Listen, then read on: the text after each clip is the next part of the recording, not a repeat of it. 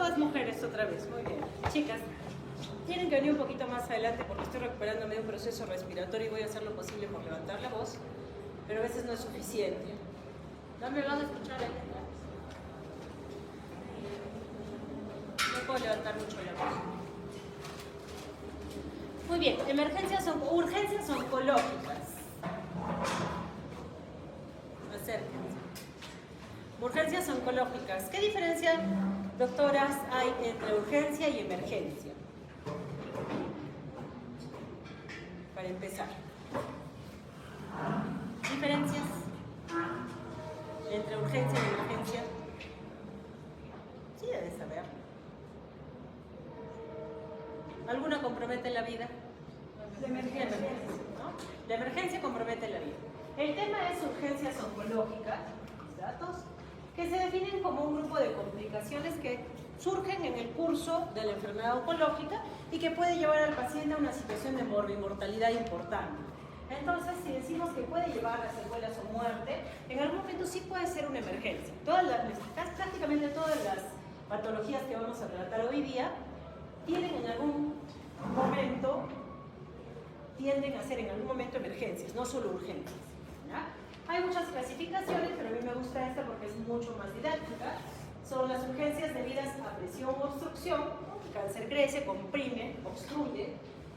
Problemas metabólicos u hormonales que están presentes por las sustancias que producen las neoplasias y problemas provocados por el propio tratamiento antitumoral. Tenemos entonces, dentro de las patologías asociadas a presión o obstrucción, síndrome de vena cava, taponamiento cardíaco, síndrome de compresión medular y síndrome de hipertensión endocraniana. En el segundo grupo, problemas metabólicos, síndrome de lisis tumoral, raro, debemos tratarlo, hipercalcemia maligna, muy mal pronóstico, y dentro de los provocados por tratamiento, la neutropenia febril, que nos vamos a encontrar en algún momento en la práctica en el área de emergencia, de todas maneras. Empezaremos con síndrome de compresión medular, síndrome de vena cava superior. ¿Cómo se forma la vena cava superior? ¿Se acuerdan? Aquí está. Unión de las dos braquicefálicas, derecha e izquierda, y va a drenar el tercio del retorno venoso, sobre todo del cuerpo superior, hacia la aurícula derecha. Esa es la vena cava. Y tiene ciertas características que la hacen compresible. Dentro de ellos, es una estructura de paredes delgadas, tiene baja presión de flujo y tiene múltiples estructuras adyacentes. Por lo tanto, la vena cava superior es altamente compresible. Existen, por suerte, varios sistemas colaterales previos al ingreso a la aurícula. Tenemos a la vena ácigos, las paravertebrales, las intercostales, que van a ayudar de alguna manera, si es que no puede ingresar la sangre a través de esta vena hacia el corazón, pues va a tener colaterales previas que ayudan hasta cierto punto en este problema. Puede ser compresión de la vena cava a nivel extrínseco o a nivel intrínseco. Extrínseco, hablamos de lesiones que están alrededor, en el mediastino. Ahorita vamos a ver las causas más frecuentes. Intrínseco, asociado sobre todo a trombos. En el 50% de los casos van a ser trombos que obstruyen la vena cava superior. Recordemos que la presión venosa cervical es de 6 a 12 milímetros de mercurio. Cuando esta presión se eleva por encima de 20 a 40 milímetros de mercurio por obstrucciones de la vena cava, pues la lesión puede llevar a serios problemas por edema cerebral, ¿no? No ingresa la sangre hacia la aurícula derecha, por lo tanto el retorno venoso congestiona la parte superior de nuestra economía y el cerebro puede ser el más susceptible y el que va a ponernos en serios riesgos a nuestro paciente. Va a poner en serios riesgos a nuestro paciente. ¿Cuál es la causa principal oncológica del síndrome de vena cava superior? Cáncer de pulmón microcítico. ¿Por qué el cáncer de pulmón microcítico es el más asociado a este síndrome? 80% de los casos podría ser por un cáncer de pulmón microcítico. ¿Cuál es la característica del cáncer microcítico de pulmón? ¿Periférico o central? ¿Será periférico o central el microcítico? Es central, no se olviden. Los adenocarcinomas, que son los cánceres de pulmón más frecuentes, pero pertenecen al grupo de células no pequeñas, es periférico. Si yo veo tumores múltiples o un tumor sugestivo a nivel periférico, a ojo digo este es un adenocarcinoma. Pero si veo lesiones cercanas al ilio, que son las que pueden comprimir la vena cava, yo pienso que es un microcítico, en primer lugar. Muy bien, sobre todo los tumores microcíticos del lado derecho. 80% de las causas de síndrome de vena cava superior de origen oncológico. En segundo lugar tenemos a los linfomas, pero es bastante menor la frecuencia asociada a linfomas, 9%. Dentro de ellos, el más frecuentemente asociado al linfoma no Hodgkin de células B. Y otras causas metastásicas como tumor de células germinales, tumores de mama, gastrointestinales, muy poco frecuentes, sarcomas, próstata y melanomas. Esos no se van a ir al mediastino. Entonces, si vemos lesiones en mediastino, síndrome de vena cava, pienso en cáncer de pulmón microcítico. Segundo lugar, linfomas. Tercer lugar, mama y germinales, más o menos en ese orden. Entonces, se puede asociar a fenómenos trombóticos in situ porque nuestros pacientes son altamente protrombóticos, ¿no? Entonces, si hay una compresión, fácilmente se va a agregar una trombosis. Ahora, hay que indagar, cuando vemos un paciente con estas características que ahorita vamos a evaluar, tenemos que indagar sobre antecedentes de cáncer y qué tipo de cáncer ha tenido nuestro paciente. Hay un cuadro resumen de las neoplasias más frecuentemente asociadas y el cuadro clínico que van a presentar. Primero, 60% de casos de síndrome de vena cava van a ser el debut de una enfermedad oncológica. O sea, yo veo un paciente con síndrome de vena cava y yo digo, acá hay un cáncer, muy probablemente, ¿no? El inicio generalmente es insidioso y el síntoma más frecuente va a ser disnea, más del 60% de los casos. Ortopnea también puede estar presente, tos obviamente seca, no productiva. Disfagia y disfonía por el compromiso mediastinal y la afectación de los nervios adyacentes. Y posteriormente, cuando el síndrome avanza, una congestión cerebral que se asocia a cefaleas, mareo, confusión, síncope y posibilidad de fallecimiento de nuestro paciente. Entonces, cuando hay compromiso cerebral, es ahí que yo pienso que es inminente o es muy riesgosa, muy probablemente el paciente va a poder fallecer por este síndrome y tengo que actuar rápidamente. Dentro de los signos tenemos el edema facial y de extremidades, ¿no? Muy frecuente, 82% de edema facial. ¿Cómo se llama ese edema o plétora facial que se presenta en la cabecita y en los brazos? Esclavina, ¿no? El edema en esclavina. ¿Alguna vez han visto síndrome de vena cava en la práctica? Es raro, últimamente es raro, no veo, hace ya un par de años que no veo síndrome de vena cava, pero cuando lo vean no se van a olvidar, vamos a ver imágenes. Tenemos así también venas distendidas por la circulación colateral que tiene que activarse, tenemos cianosis y coexistencia de derrame pleural, muchas veces está presente y sobre todo del lado derecho, ¿no? Es un paciente pletórico con circulación colateral importante, venas ácigos, venas intercostales, venas paravertebrales, es la circulación que va a ayudar cuando la vena cava está obstruida, la vena cava superior. Y este es un cuadro resumen de los principales síntomas, ¿no? Disnea, inflamación facial, hinchazón facial, tos, edema de brazos, inflamación de los bracitos y bueno, todas las que hemos visto, pero con sus frecuencias de presentación. Paciente edematoso, pletórico, circulación colateral muy evidente, que requieren generalmente oxígeno cuando acuden a nuestra evaluación. Y existen grados de gravedad. Del 0 al 2, que son la mayoría de pacientes por suerte, tienen el edema característico, los síntomas característicos, pero a partir del grado 3, que es una situación grave, la mayoría de pacientes por suerte ya se presenta edema cerebral y posibilidad de fallecimiento del paciente. Entonces tengamos en cuenta los grados y que a partir del 3, cuando hay compromiso de edema cerebral, pues el paciente tiene más riesgo de fallecimiento. Por lo tanto, puede ser también una emergencia en algún momento, sí, cuando hay edema cerebral importante. El diagnóstico va a ser imagenológico clínico primero, ¿no? Vemos un paciente pletórico, hinchado, rojito, que tiene un antecedente o no oncológico, y en la imagen, una radiografía ya nos puede revelar la presencia de una lesión mediastinal, un ensanchamiento significativo a nivel mediastinal. La tomografía va a ser mucho más útil para poder caracterizar exactamente la lesión. Y aquí tenemos una imagen de venograma por tomografía, donde se ve claramente la obstrucción de la vena cava, ¿no? Como una puntita de lápiz. Este tumor en la parte superior del hemitórax derecho es un tumor de Pancoast. ¿Han visto en la parte de pulmón, de cáncer de pulmón, que es el Pancoast? Sí, seguro que sí.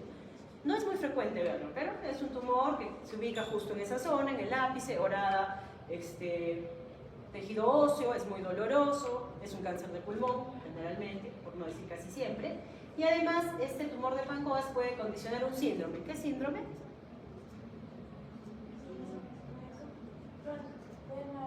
Claude-Bernard Horner, ¿no? Por afectación del plexo cervical, que tiene la característica de la ptosis, cianosis, anhidrosis. Perfecto, muy bien.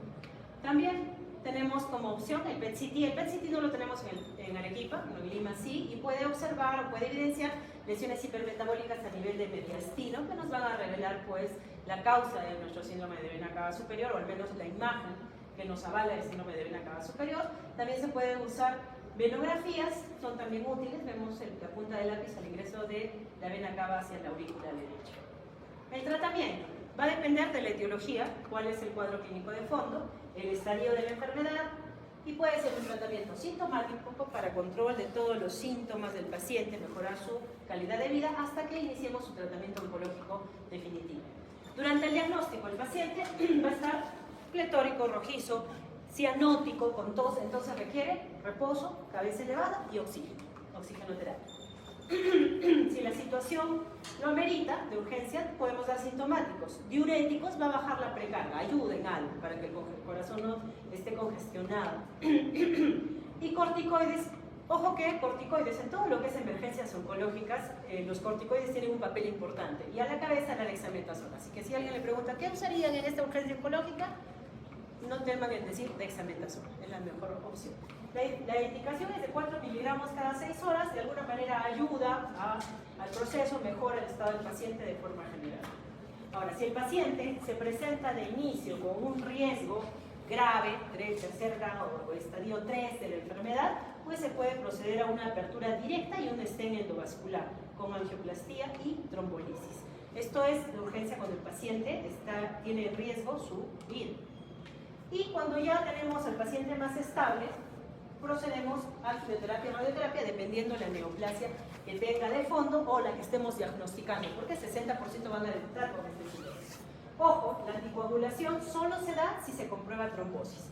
Si no hay trombosis, sin trombosis no se da anticoagulación. Con trombosis sí se da y debemos retirar cualquier dispositivo venoso central, catéter venoso, catéter, porque puede estar condicionando el síndrome de vena cava. Estos dispositivos van a complicarnos la situación. El tiempo de vida del paciente después de un síndrome de vena cava disminuye, se ensombrece el pronóstico. Promedio 6 meses de vida después de un síndrome de vena cava, y la sobrevida global a un año es solo del 1 al 40% dependiendo de la neoplasia de fondo, o sea, es de mal pronóstico. Cuando vea a un paciente con síndrome de vena cava, el pacientito no va a ir bien, no va a responder, ¿no? Pero realmente se ve el cambio, sí lo hemos visto. Se le da el tratamiento y de estar todos hinchaditos, todos gorditos, se bajan los pesos. Entonces, en el caso de cáncer de pulmón de células pequeñas, quimioterapia, radioterapia puede ser muy útil, el alivio es rápido, 7 a 10 días después del inicio. En el caso de cáncer de pulmón de células no pequeñas, el que es periférico, pero que puede dar metástasis a nivel parailiar, tiene una menor respuesta, 59% en el caso de la quimioterapia, 63% en el caso de la radioterapia, pero tiene alta recurrencia, 20%, ya puede recurrir la enfermedad. En el caso del linfoma no Hodgkin, ¿los linfomas se operan o no se operan, chicas? Chicas todas, ¿no? Chicas todas. No se operan, ¿verdad? La quimioterapia, son muy sensibles a quimioterapia, por lo tanto, un paciente con linfoma, con síndrome de vena cava, inicia la quimioterapia y el paciente responde muy bien. Tienen un mejor pronóstico estos pacientes, pero de todas maneras se corre el riesgo de la recaída y la sobrevida global es mejor, 21 meses. Si veo un síndrome de vena cava, por linfoma no Hodgkin, tienen mejores posibilidades de sobrevivir, 21 meses. También tenemos causas no malignas que nos van a dar nivel de sintomatología, diagnóstico, y aquí sí las sobrevidas son largas cuando el origen es no maligno. Podemos tener granulomas, trombosis, en cuyo caso hay que dar tratamiento con estreptoquinasa, uroquinasa o APTs. Heparina y anticoagulantes orales puede ser una opción, sobre todo cuando hay trombosis. Sin trombosis, ¿se da tratamiento o no se da tratamiento? No se da tratamiento si no comprobamos una trombosis. Ok. Ojo que mesotelioma, ¿qué son los mesoteliomas? Tumores de mesotelio. Ok. Pleura, pericardio y también pueden estar en peritoneo. Estos mesoteliomas no son respondedores ni a quimio ni a radio. Entonces, en este caso solo se procede, o la mejor opción son los stents en los pacientes. El tratamiento quirúrgico se va a reservar sobre todo en lesiones benignas, a lesiones malignas refractarias que estén regresando después del tratamiento inicial. Como una consolidación también se puede proceder a una cirugía, y si la trombosis no mejora con el tratamiento sintomático, ¿no? El tratamiento médico. Estas son indicaciones de cirugía en el caso de síndrome de vena cava superior. Si vemos una tabla de resumen de Avalon, las mejores opciones para tratar el síndrome son radioterapia y respuestas del 96-95%. Este es un flujograma que nos dice si se comprueba la obstrucción de la vena cava y es de origen maligno, sí, debemos plantear primero la implantación de un stent. La verdad es que en el Seguro Social, en el CASE, no tenemos implantación de stent. Nunca he visto que implante un stent a nivel de vena cava. Las opciones son radioquímica, pero en el mejor de los escenarios la opción sería un stent. Si se conoce el diagnóstico, pues el paciente hay que evaluar si puede tratarse título curativo. Si se trata un título curativo, hay que darle todo el plan para su neoplasia. Pero si el paciente no tiene diagnóstico, lo ideal es primero tener la biopsia, o sea, evidenciar de qué cáncer se trata para recién proceder a decidir su tratamiento. ¿Por qué? Debemos estar seguros de qué neoplasia es. ¿Los linfomas responden a corticoide? Sí responden a corticoide. En la fase inicial se les da corticoide y a veces negativiza la muestra. O sea, van a sacar biopsia y no va a salir positivo. Por lo que, si es un síndrome de vena cava con lesión mediastinal, mejor me aseguro la biopsia antes de iniciar corticoide. Porque si inicio corticoides, que es parte del tratamiento, y se trata de un linfoma, voy a negativizar la muestra, no voy a tener diagnóstico. Lo ideal sería tener una biopsia. Claro que si es un paciente con un estado grave, no esperamos la biopsia. ¿Preguntas, dudas acerca de síndrome de vena cava, chicas? ¿No? Ok. Siguiente tema, derrame pericárdico, que no es una urgencia en sí. La verdadera urgencia y emergencia es taponamiento cardíaco. Puede ser de origen no infeccioso y de origen infeccioso. Dentro del origen no infeccioso, lo más frecuente es la malignidad, ¿no? Generalmente metástasis. ¿Habrá tumores primarios del corazón? Tumor cardíaco primario. Sí hay, es raro, rarísimo, pero sí existe. Entonces, 10 a 21% del total de pacientes oncológicos van a cursar en algún momento de la enfermedad con un derrame pericardio. 4% se diagnostica o debutan con un derrame. 4% de los pacientes oncológicos. La principal causa es metastasia. La siguiente causa es un tumor primario del pericardio o cardíaco y puede ser también resultado de complicaciones del tratamiento que nosotros otorguemos. Si hablamos de metástasis, nuevamente, pulmón y el cáncer de pulmón que más afecta al pericardio será ¿cuál? ¿Microcítico o no microcítico? ¿Cuál es el que está a nivel parailiar? Microcítico. Ese es el más asociado a estos problemas de mediastina. También puede ser metástasis de mama o también originado por leucemias y linfomas, ¿no? También tumores de origen hematológico. Si hablamos de causas primarias, son muy raros, pero está presente el mesotelioma maligno, los fibrosarcomas, hemangiomas, teratomas, neurofibromas, ¿no? Sarcomas en general, ¿no? Lesiones de tejido blando del corazón. ¿Cuál será el tratamiento para un sarcoma de corazón, ya que estamos mencionando el tema? ¿Qué se les ocurre? ¿Podremos dar radioterapia? ¿Podremos operar? Los sarcomas se operan, chicas. Los sarcomas, tengan en cuenta que el principio del tratamiento de sarcomas es operación. Acá no operan lesiones de corazón, todos son enviados al linfoma. Son altamente, necesitan de alta especialidad para tratar estos tumores. Y bueno, pueden ser secundarios, como les dije, a tratamientos oncológicos como doxorubicina, trastuzumab, que son cardiotóxicos, o radioterapia hacia mama, pulmones que afectan el pericardio y pueden causar derrames pericárdicos. El cuadro clínico es parecido al síndrome de vena cava, van a ser asintomáticos cuando es un derrame pericárdico escaso. ¿Cuánto es el líquido pleural normal en el pericardio? ¿Se acuerdan? Es poquito. Es básicamente para que no haya lesiones al frotar el pericardio parietal con el visceral. Seroso. Fibroso, seroso. 5 mililitros, 10 mililitros. En alguna literatura dice 50, aunque me parece mucho. Pero cuando hay un derrame escaso, va a ser completamente asintomático. Se va a presentar excepcionalmente un taponamiento al debut. Que un paciente debute con taponamiento cardíaco con un cáncer es raro, pero puede estar presente. Los síntomas principales es disnea y ortopnea. Por eso les decía que es muy parecido al síndrome de vena cava superior, que se pueden presentar en el 93% de los casos. Dolor o sensación de opresión, también, obviamente, el corazón está comprimido, no hay buena precarga, no va a haber buena poscarga, el corazón no va a tener adecuada contractibilidad, dolor y sensación de opresión. Tos seca, nuevamente, 30-43% de los casos, y puede haber coexistencia de derrame pleural, igual que en el síndrome de vena cava. Signos: taquicardia y arritmias. Puede haber bajo gasto cardíaco, obviamente, porque el corazón no puede, está completamente ajustado, digámoslo así, en el líquido. Los ruidos cardíacos van a estar alejados, las yugulares distendidas, puede haber edema de extremidades, hepatomegalia, roce pericárdico, que es bastante sugerente, y el pulso paradójico. ¿Se acuerdan qué es el pulso paradójico?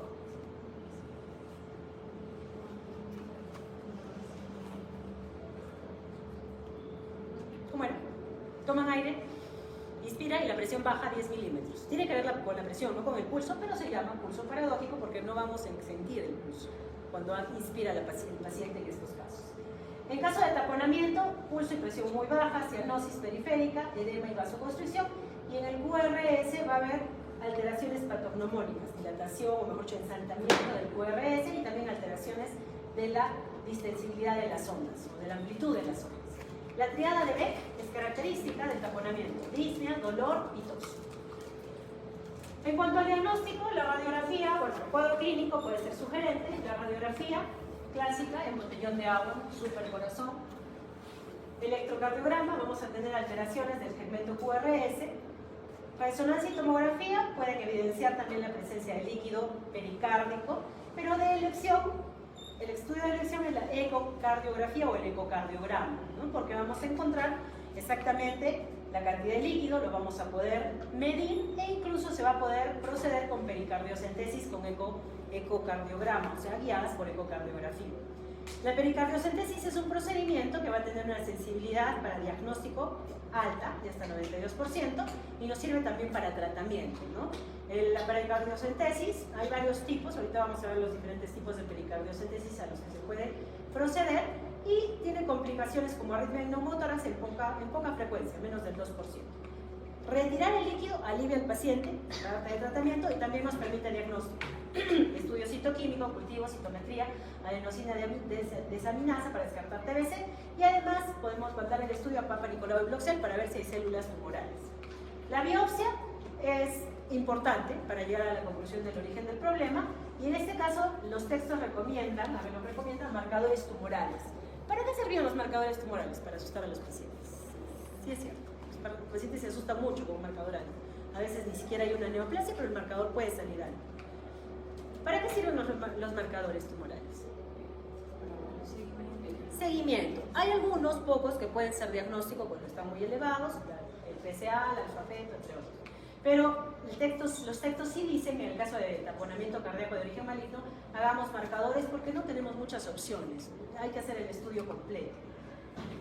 Lo que les mencionaba acerca de la pericardiocentesis, bueno, el objetivo principal de tratamiento va a ser resolución de síntomas, prevenir recurrencia, tratar depósitos metastásicos o tumores que infiltren el pericardio y el tejido linfático adyacente. La pericardiocentesis es muy buena opción de tratamiento y diagnóstico.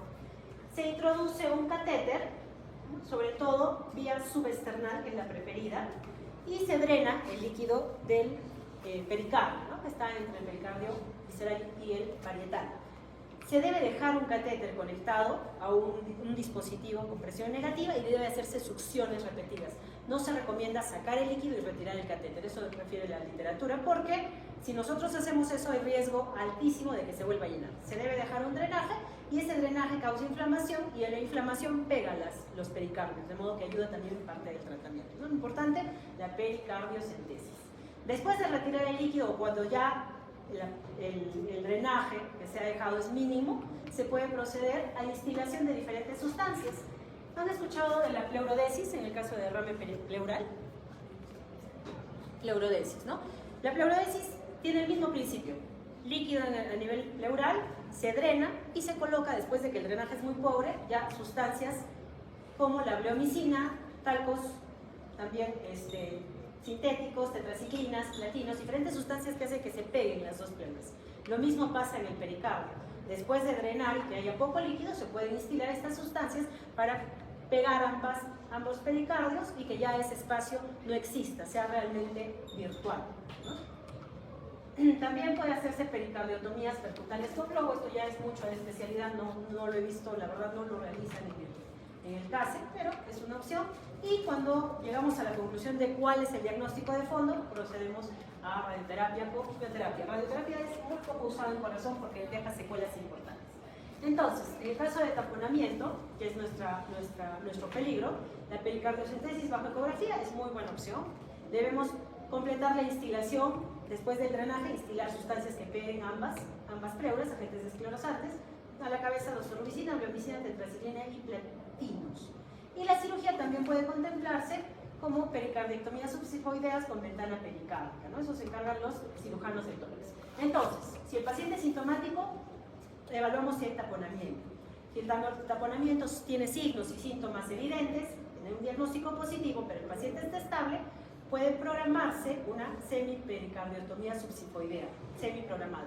Pero si el paciente está hemodinámicamente inestable ante un taponamiento, la resolución debe ser rápida. Reposición agresiva del volumen porque el paciente va a estar hipotenso, muy hipotenso, no hay recarga. Y debe procederse a la pericardiocentesis urgente y colocación de drenaje. Esta es la opción en el caso de riesgo de vida de nuestros pacientes. ¿Alguna duda en taponamiento? Sencillo, ¿no? Drenar, dejar el drenaje. Lo va a hacer el torácico, nosotros, si no son torácicos, no van a observar. Síndrome de compresión medular. Aquí quiero hacer un pequeño paréntesis. El síndrome de compresión medular no va a ser una emergencia oncológica nunca, o sea, no va a fallecer el paciente por un síndrome de compresión medular, pero si nosotros no lo diagnosticamos a tiempo, el paciente va a quedar secuelado de por vida. Si la lesión a nivel de las vértebras, a nivel de la médula es cervical, el paciente va a quedar cuadripléjico. Si el paciente tiene la lesión a nivel dorsolumbar, va a quedar parapléjico. Entonces, es muy importante que nosotros sospechemos y diagnostiquemos a tiempo este problema. No va a fallecer el paciente, pero sí lo vamos a dejar secuelado si no hay diagnóstico. Las metástasis en columna son el origen, generalmente. Pueden estar presentes estas metástasis en el 40-60% de los pacientes oncológicos. 2.5 a 6% de estos pacientes van a cursar con compresión medular, pero eso depende del tipo de neoplasia. A la cabeza, causando este síndrome de compresión medular, está el mieloma múltiple. ¿Ya han hecho ustedes hematología? Mieloma múltiple es un bonito tema de hematología, pero son lesiones generalmente que horadan el hueso, líticas, ¿no? En saca bocado. Segunda causa de compresión medular, el cáncer de próstata. ¿Por qué el cáncer de próstata estará tan asociado a la compresión medular? Invade hueso, exacto. Y va a generar lesiones plásticas, a diferencia del mieloma que tiene lesiones líticas. Es decir, el cáncer de próstata produce, mejor dicho, hay reproducción de células óseas anómalas, ¿no? Mientras que el mieloma va a tener más actividad de osteoblastos y va a horadar el huesito. Líticas y elásticas. 5.5% asociados al cáncer de mama, al cáncer de riñón, al cáncer de pulmón, y 20% de casos van a debutar con un síndrome de compresión medular. El efecto va a ser mecánico, sobre todo, y la distribución a nivel de la columnita va a depender de la localización y de la vasculatura que tenga cada área. El síndrome de compresión medular es más frecuente a nivel de vértebras dorsales. Si la metástasis está en vértebras dorsales, el síndrome de compresión es una complicación más frecuente. Entonces, ¿qué va a pasar con el síndrome de compresión medular? Hay varias formas de que se comprima la médula. Generalmente son metástasis, la vamos a ver en el siguiente diapositivo, mejor las vemos ahorita y se las muestro. Son tres formas de presentación o tres eventos fisiopatológicos para la compresión medular. Primero, que una lesión vía hematógena hacia el hueso, hacia la vértebra, infiltre, la fracture, o si es lesión plástica, la haga proliferar, y por retropulsión va a comprimir la médula. Si la lesión está acá en el vértebra, esto es lo más frecuente. Segunda opción para compresión medular, o segunda fuente o fisiopatología, segunda causa fisiopatológica, es que un tumor entre por tejido blando hacia los agujeros de conjunción y presione de forma directa y lesione la médula. Esa es la segunda posibilidad. Y la tercera, menos común, es que haya una lesión directamente, de forma directa, que metastice hacia médula o hacia tejido epidural o extramedular. Es poco frecuente, pero no es imposible. Si hemos visto una neurofibromatosis con múltiples lesiones a nivel intramedular, probables sarcomas o neurofibromas. No estamos seguros, estamos en estudio de una pacientita joven con múltiples lesiones que están directamente a nivel medular. Otra excepción o algo muy raro es que el líquido cefalorraquídeo, infiltrado por múltiples lesiones o múltiples células neoplásicas, produzcan también expansión hacia el líquido cefalorraquídeo de la médula y puedan producir compresión medular a ese nivel. Entonces son tres mecanismos para la compresión medular. ¿Cuáles son? Primero, extensión directa hematógena, que va a comprimir, va a lesionar vértebra y va a presionar la médula. Segundo, que un tumor benigno se introduzca por los agujeros de conjunción y comprima la médula. Y tercero, que hay una lesión directa en la médula. Esos son los tres mecanismos. Excepción puede ser infiltración de líquido cefalorraquídeo, o puede ser muy raro, pero también podría presentar un cuarto mecanismo. ¿Y qué pasa con todo esto, con todo este complejo?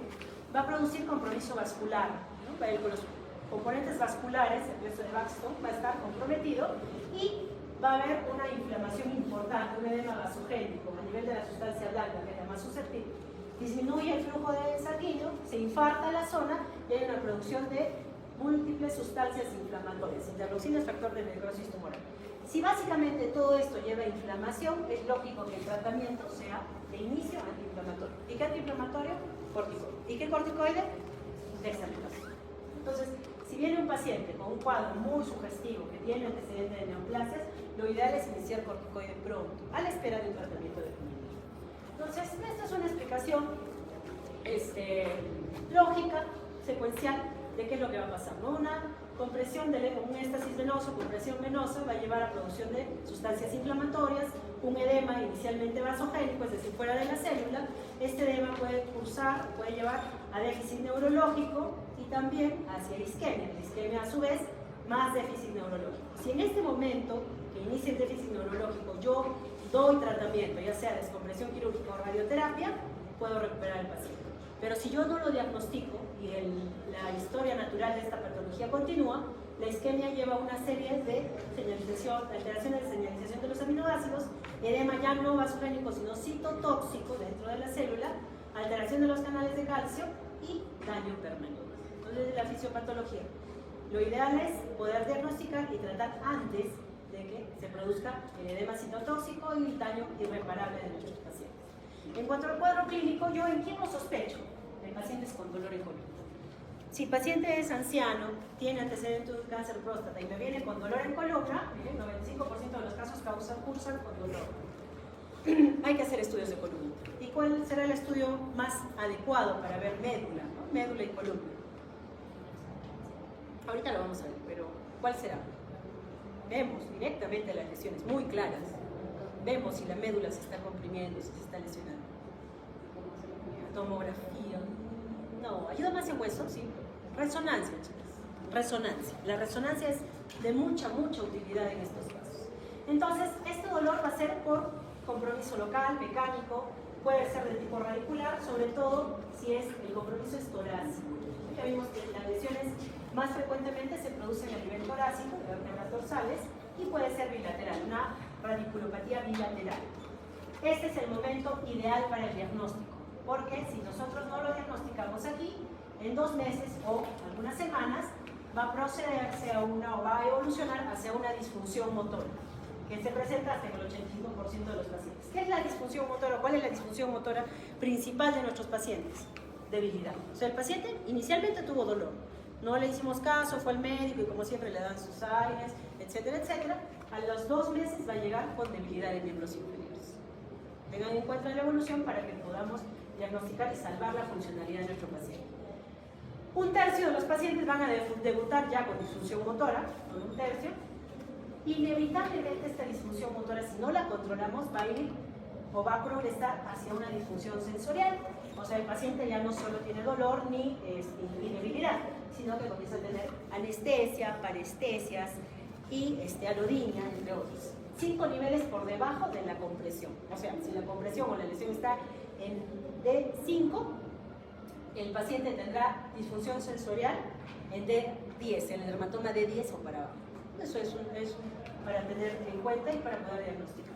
Y si esto no se controla, podemos llegar a una disfunción autonómica. ¿Qué quiere decir? Que el paciente no puede defecar, no puede miccionar o tiene incontinencia.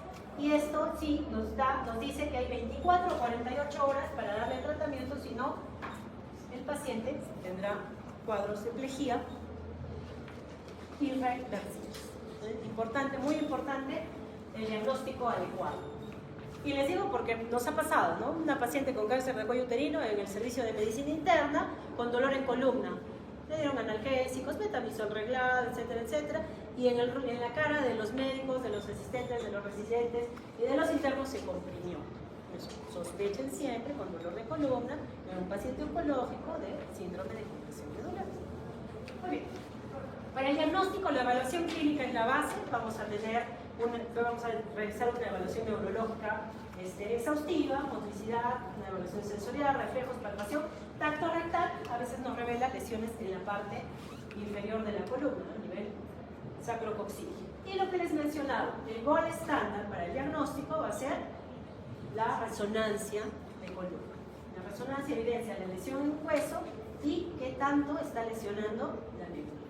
93% de sensibilidad, especificidad 97% y una precisión diagnóstica global del 95%, o sea, gol estándar para esta patología.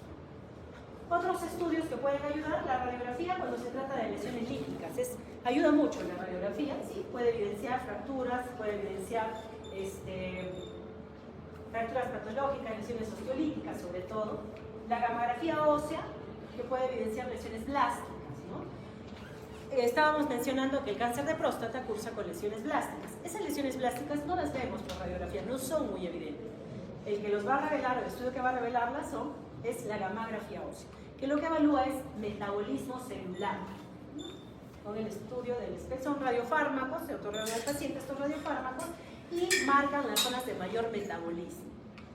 La tomografía puede ayudar sobre todo cuando hay lesiones de tejido blando que infiltran en los agujeros de conjunción o a nivel vertebral, pero es necesario de todas maneras un estudio anatomopatológico. ¿Y se podrá biopsiar hueso?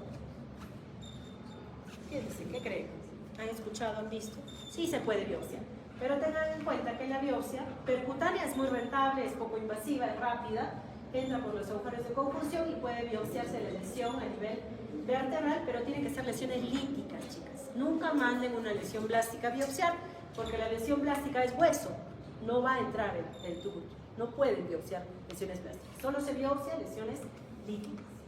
Muy bien, entonces un flujograma rápido. Si yo ya por resonancia sospecho de un cuadro de compresión medular, igual que en el anterior flujograma, ¿no? Del síndrome de vena cava, ¿tenemos un diagnóstico o no? Si lo tenemos, pues iniciamos la dexametasona rápido, corticoide. Si no lo tenemos, se prefiere hacer un diagnóstico o tomar por lo menos la biopsia antes del inicio del corticoide, igual que el síndrome de vena cava. ¿Por qué? Por lo mismo, porque puede haber lesiones que se negativicen ante el uso de corticoides. El tratamiento va dirigido a paliar primero los síntomas, es decir, alivio del dolor, pues se puede usar la escalera analgésica de la OMS, a mantener y restaurar la estabilidad de la columna, ese es el fuerte, es a lo que debemos abocarnos, y la preservación de la función neurológica. Inicialmente, si ya tenemos un diagnóstico anatomopatológico, le damos a nuestro paciente corticoide. ¿Qué dosis? La dosis es 10 miligramos de carga y luego 4 miligramos cada 6 horas o 8 miligramos cada 8. La idea son 16 miligramos en promedio al día, una dosis moderada. Ojo que hay estudios del Sloan Kettering, del hospital más grande de Nueva York, oncológico, los que usan 96 miligramos por día de corticoide. Es una barbaridad de corticoide, la verdad, pero para ellos les funciona, lo usan. Alguna vez hemos intentado en el hospital y le causa demasiado efecto adverso al paciente. Entonces, es demasiado, es una dosis demasiado alta. Muy bien, otra opción, después de que ya el paciente mejora, el corticoide lo va a mejorar, le va a quitar el dolor, le va a aliviar, le va a mejorar la movilización incluso de miembros inferiores. Debemos proceder con radioterapia o cirugía. Cirugía va abocada a la descompresión, estabilizar la columnita. No siempre es útil, a veces lo perjudicamos en lugar de beneficiarlo y en realidad no lo utilizamos mucho a nivel del hospital. Y no solo aquí, ¿no? Tuve la oportunidad de estar en México, en el INCAN, el Instituto Nacional de Cancerología, y conversando con los residentes, me decían lo mismo, acá tampoco entran a operar síndromes de compresión. Prefieren radioterapia y tratamiento médico, tratamiento de la enfermedad de fondo. O sea, la cirugía en nuestras realidades, México y Perú, no es muy utilizada. Radioterapia y tratamiento médico. Entonces, Una vez sospechado el cuadro clínico, las imágenes lo corroboran, nosotros tenemos el antecedente, podemos usar quimioterapias y el antecedente sobre todo sarcoma de Ewing, neuroblastoma, cáncer de próstata y mama que pueden responder, pulmón pero con sobrevidas pobres. La quimioterapia es muy limitada en el síndrome de compresión medular, no va a ayudar mucho. Corticoides son de más utilidad. Se utilizan a corto plazo y el más utilizado es la dexametasona. Lo que les decía, el Long-Kettering tiene dosis de carga de 100 miligramos de dexametasona, que es una barbaridad, pero lo que nosotros usamos en la práctica son 10 miligramos en polo y luego 4 miligramos cada 6 horas, a la espera del tratamiento definitivo, que en nuestra realidad sería radioterapia, una resonancia, radioterapia. El corticoide no se puede mantener por mucho tiempo, tenemos que reducirlo después a 3 a 4 días. Generalmente para reducir el corticoide se usa 50% de la dosis. 3 días a dosis altas y al cuarto día ya se disminuye la dosis a la mitad. No debemos tener dosis altas de corticoide por más de 48 a 72 horas. Otras opciones de tratamiento son los bifosfonatos, el ácido zoledrónico que evita resorción ósea o disminuye la resorción ósea en caso de lesiones líticas. El denosumab, que va también a inhibir la actividad de los osteoclastos. Ahorita vamos a ver en hipercalcemia cómo actúan estos dos medicamentos, que es bastante interesante saber. Y analgésicos utilizando la escalera analgésica de la OMS. ¿Cuántos peldaños tiene la escalera analgésica de la OMS? 3. Tiene 4. ¿Saben por qué? Porque el piso 1 pues son los adyuvantes para dolor neuropático, ¿no? Gabapentina, pregabalina, paracetamol. Piso 2 son los opioides débiles. Piso 3, los opioides potentes. Y el 4 son los procedimientos. Cuando ya nada sirve, hay que hacer bloqueos. 4 son los procedimientos. Muy bien. Entonces, el pronóstico, la sobrevida global después de una compresión medular es de 3 a 16 meses. Pero tenemos casos en el cáncer de próstata que el paciente debuta con una compresión medular, se controla el cáncer de próstata, se cura del cáncer de próstata, pero el paciente queda parapléjico. Es por eso la importancia del diagnóstico, ¿no? Si yo lo diagnostico a tiempo, voy a evitar que esto suceda. Porque el cáncer de próstata se cura, chicas. Es uno de los cánceres más controlables y más curables, ¿no? El pronóstico también va a depender del estado previo del paciente. Si el paciente tenía un buen estado funcional previo a la compresión medular, su pronóstico también, después de tratarlo, va a ser mejor. El factor predictivo positivo va a ser un tiempo largo de desarrollo para el déficit motor. Si el dolor duró mucho y después el déficit motor se manifestó, pues es un factor predictivo de que el tratamiento va a ser más útil en estos pacientes y que la posibilidad de lesiones permanentes sea baja. 80% de los pacientes quedarán con un déficit leve, 50% con un déficit moderado y 5% de los pacientes con compresión medular que no diagnosticamos, que no nos dimos cuenta, quedarán parapléjicos o cuadripléjicos. A más rápida progresión de los síntomas, menor posibilidad de recuperación. Entonces eso hay que tener en cuenta. Muy bien. ¿Dudas? ¿Preguntas? ¿No? ¿Claro? ¿Todo claro o nada claro? Listo. Hipertensión endocraniana. El síndrome de hipertensión endocraniana es el último de los temas de lo que respecta a urgencia oncológica por presión o obstrucción. Recordemos algunas premisas. La presión intracraneal es de 15 milímetros por encima de esta cifra. Ahora hablaremos de hipertensión endocraniana. Puede ser producida sobre todo por metástasis cerebrales. Las lesiones primarias son menos frecuentes y se asocian menos a hipertensión endocraniana. Las metástasis, sobre todo grandes, que cursan con edema y hemorragia, están más asociadas al síndrome de hipertensión. También pueden presentarse masas leptomeningeas o subependimarias con obstrucción de las vías que movilizan el líquido cefalorraquídeo. Puede haber hipercoagulabilidad de nuestros pacientes, ya hablamos de que son protrombóticos nuestros pacientes, que este problema se va a adicionar a la presencia de las masas cerebrales. El flujo venoso extracraneal y coagulopatías pueden también colaborar al síndrome de hipertensión endocraniana, por ejemplo, hemorragias subdurales, y infecciones adicionales van a ayudar al aumento de la presión intracraneal en la presencia de una lesión metastásica del cerebro. Pueden ser, como les dije, metástasis o tumores primarios. Se presenta en el 30% de los pacientes estas lesiones a nivel cerebral. 30% de los pacientes oncológicos pueden tener lesiones cerebrales, sobre todo metastásicas. Y los principales cánceres metastizantes al cerebro son pulmón, mama, renal y melanoma, se diseminan por vía hematógena. Entonces, si yo encuentro un paciente con múltiples lesiones metastásicas en cerebro, síndrome de compresión medular, y quiero buscar el primario, pensaré primero en pulmón, mama, renal y melanoma. 10% van a ser asintomáticos, la mayoría sí tienen síntomas, sobre todo lesiones supratentoriales, que se van a ubicar entre la sustancia blanca y gris. Gran efecto de masa a nivel de la sustancia blanca, gran edema vasogénico inicialmente. Está asociado a la disrupción de la barrera hematoencefálica. Todo ello va a llevar a edema importante, no hay prácticamente cisuritas, y posteriormente, si esto no se trata, se diagnostica y se trata, pues va a llegar a herniación de estructuras encefálicas, herniación de amígdalas y fallecimiento del paciente. Entonces, esta patología sí llega a ser una emergencia. Puede poner en riesgo la vida del paciente si es que no la diagnosticamos y la tratamos a tiempo. Decíamos que las metástasis son las más frecuentes, sobre todo lesiones grandes que edematizan y sangran. Dentro de las lesiones en adultos que sangran con mayor frecuencia son los melanomas. O sea, de todos, para hipertensión endocraniana me preocupa el melanoma, tanto por frecuencia como por hemorragia. El cáncer renal también tiene alta vascularización, también sangra, los coriocarcinomas y los cánceres papilares, que no son muy frecuentes a nivel cerebral, pero tienen alto riesgo de sangrado. En niños la situación es diferente, los cánceres de los niños son sumamente diferentes a los de los adultos, pero en ellos, cuando hay un compromiso cerebral y yo corro el riesgo o quiero ver riesgo de hemorragias intratumorales, sospecho en los pacientes con sarcoma de Ewing, rhabdomyosarcoma y melanomas, que también pueden presentarse en los niños, ¿no? Pero son diferentes. Ahora, las causas primarias que causan obstrucción temprana, o sea, tumores a nivel subepentimario o intraventricular, son estas: astrocitoma, linfoma, subepentinoma, meningioma, neurocitoma. Estos se van a asociar a obstrucción de vías de líquidos cefalorraquídeo, mientras que los metastásicos se asocian más a hemorragias, edema vasogénico y riesgo de enclavamiento de las amígdalas y fallecimiento de nuestros pacientes.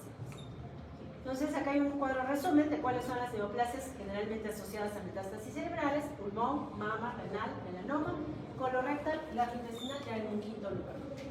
Y aquí les quiero mencionar, en base, tratando la fisiopatología de este problema, a la hipótesis de Monro-Kelly. ¿Se acuerdan la hipótesis de Monro-Kelly? ¿En qué consiste? ¿En qué consiste? ¿Quién se acuerda? ¿Sí se acuerda? Equilibrio entre los componentes del contenido de este continente sólido, ¿no? Entonces, el equilibrio va a estar entre la masa cerebral, el líquido cefalorraquídeo y el flujo sanguíneo. Si alguno de los tres se altera, otro debe acomodarse para mantener el equilibrio de este contenido en el continente duro, ¿no? Entonces se mantiene el equilibrio, pero cuando hay grandes masas, obstrucción o sangrado, este equilibrio se va a perder. ¿Qué sucede entonces? Falla en los mecanismos de autorregulación, cascada de vasodilatación, edema difuso, isquemia, herniación y fallecimiento del paciente por paro cardiorrespiratorio. Es por eso que esto constituye una emergencia oncológica, debe ser diagnosticada y tratada a tiempo. Si la presión intracraneal aumenta por encima de 40-50 milímetros de mercurio, este daño va a ser irreversible y el fallecimiento del paciente inminente. Por lo tanto, debemos diagnosticarlo. ¿Cuál será el cuadro clínico? Principalmente cefaleas. 50% de los pacientes van a cursar con cefalea. Generalmente cefalea holocraneal, aunque no es una constante. ¿Puede haber alteraciones del estado de conciencia del paciente? Sí, esto es muy frecuente, chicas. Tenemos pacientes que de un día a otro ingresan con Glasgow de 7. No hay ninguna alteración hematológica, ninguna alteración o ningún componente sistémico, infecciones, nada. Y la alteración del estado de conciencia del paciente es por síndrome de hipertensión endocraniana. Ni siquiera podemos evaluar si tuvo dolor, ¿no? Porque el paciente viene comprometido.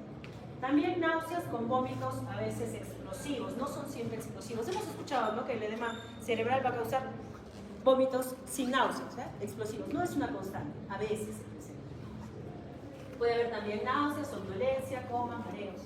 En cuanto a los signos, los vómitos, como les decía, no siempre explosivos.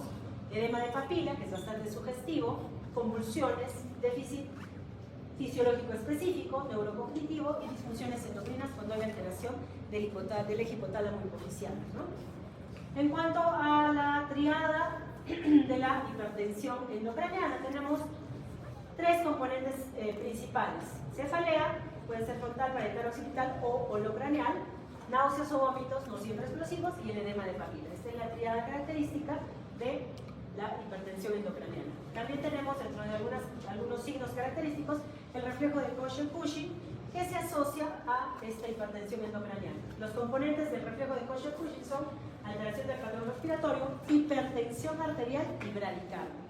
¿Qué patrón respiratorio presentarán estos pacientes con hipertensión endocraniana? Si es a nivel central el problema. ¿Se acuerdan el tipo de respiración asociado a problemas centrales?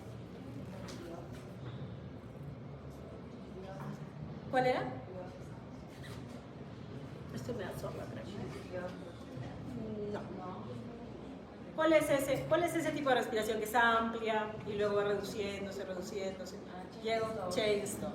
Es chain stop la que va a presentar los pacientes con hipertensión endocraniana y está dentro de la triada del reflejo de Kocher-Cushing. Puede haber convulsiones de aparición repentina y reciente. En un adulto que convulsiona, yo sospecho de un proceso cerebral, un proceso central. Esto asociado a las hemorragias que ya vimos. Deterioro progresivo, también por hemorragias o coagulopatías, también se puede presentar. Y aquí viene un término que se titula pseudotumor cerebri. ¿Han escuchado del pseudotumor cerebri? Sí, yo también lo puse porque lo había escuchado alguna vez, pero no me acordaba que pseudotumor cerebri es la cefalea nocturna con aumento de dolor a las maniobras de Valsalva, pero que no se asocian de ningún modo a un tumor dentro del cerebro. Pero va a tener hipertensión de origen no claro. Diagnóstico, imagenológico. Bueno, cuadro clínico sugerente, que ya vimos. Convulsiones, alteraciones del estado de conciencia del paciente y un paciente con estas características, ustedes lo ven en emergencia y lo primero que van a hacer es pedirle imágenes, tomografías, ¿no? Porque puede ser también un cuadro isquémico, puede ser un SB. La tomografía nos va a revelar la lesión y un edema perilesional, pero de elección tenemos también a la resonancia magnética. La resonancia magnética va a revelar muy claramente las lesiones y las complicaciones que pueden presentarse. Aquí vemos resonancias donde es muy clara la presencia de lesiones y la indicación es no punción lumbar. ¿Por qué no punción lumbar? La baja. Si baja rápidamente el contenido, en estos casos se enclava y el paciente fallece. Entonces no punción lumbar cuando hay lesiones en presencia de edema y además hemorragias. Síntomas o tratamiento. Primero va abocado a lo que es sintomático, ¿no? Elevación de la cabeza a 30 grados, tratamiento de fiebre, si es que la tiene, porque eso va a agravar el cuadro clínico, mantenimiento de la osmolaridad del límite superior, debe darse corticoides nuevamente. ¿Cuál? Dexametasona, porque hay un edema vasogénico. La dosis puede ser de 4, 6, 10 miligramos cada 6 horas, no exceder 100 miligramos al día. Los diuréticos que usamos son de ASA, los diuréticos osmóticos. Manitol a la cabeza, la dosis 0,75 a 1 gramo por kilo y posteriormente, esto es dosis de ataque, y luego 0,25 a 0,5 gramos por kilo cada 4 a 6 horas. ¿Cuánto tiempo puedo dar yo el manitol en un paciente? Mejoran, chicas, ¿no? O sea, el paciente viene, yo he tenido pacientes en domicilio, planchados, no responden, fue rápido, tenía un tumor cerebral, les damos corticoide con manitol y a los 2-3 días el paciente me abre la puerta, él mismo me abre la puerta. O sea, realmente el tratamiento médico es muy efectivo en estos pacientes, pero tiene una limitación. Corticoides, ¿cuánto tiempo les puedo dar corticoides a dosis altas? 48 a 72 horas, no puedo darlo más. Después tengo que reducir la dosis. ¿Y el manitol tendrá un límite de tiempo para darlo? ¿Cuánto? ¿Cuánto tiempo lo puedo dar? 3 días. El tratamiento, digamos, de ataque o el tratamiento agudo para esta patología solo se mantiene 3 días, luego hay que reducir corticoides y suspender manitol. ¿Por qué el manitol puede causarnos problemas? Bueno, después de 3 días el manitol ya no es tan efectivo, no es efectivo, por eso se retira, pero nos causa serios problemas. Al ser un diurético osmótico, produce alteración de electrolitos. Entonces, hay que estar dosando electrolitos durante la utilización o la indicación del manitol. Debemos evitar que la PCO2 suba, en algunos casos es necesario intubar al paciente, y tratamientos adicionales, tratamiento anticonvulsivante. A la cabeza las guías nos dicen fenitoína en nuestros pacientes. Carbamazepina también. Pero no, el tratamiento anticonvulsivante no debe ser profiláctico. Solo se da si el paciente ha acudido con convulsiones. Eso lo dicen las guías claramente. Solo iniciar el tratamiento anticonvulsivante si el paciente ha tenido convulsiones. Pero ustedes van a ver en emergencia, porque yo lo veo todos los días, que ingresa el paciente con cuadro de compromiso de conciencia, edema cerebral por un proceso expansivo intracraneal y ya de entrada dexametasona, manitol y fenitoína. No, no es correcto eso. Tratamiento antibiótico si se asocia a un proceso infeccioso, una meningitis, y evitar los picos de hipertensión arterial porque aumentarán la presión intracraneal. ¿Cuál es el tratamiento? Cirugía, acá sí estoy muy de acuerdo, la cirugía puede ser aplicada, radioterapia y la tercera opción es radiocirugía estereotáctica. ¿Qué quiere decir? Que yo doy el tratamiento al paciente médico con dexa, corticoide, la dexa a la cabeza, el manitol y casos excepcionales la fenitoína a la espera del tratamiento definitivo que va a ser una de estas tres opciones. Y aquí surge un score, que es el RPA, que clasifica a nuestros pacientes con síndrome de hipertensión endocraniana en tres categorías, clase 1, 2 y 3. 1 es el más óptimo, pacientes jóvenes, menos de 65, con un buen estado funcional, Karnofsky, de 70 o más.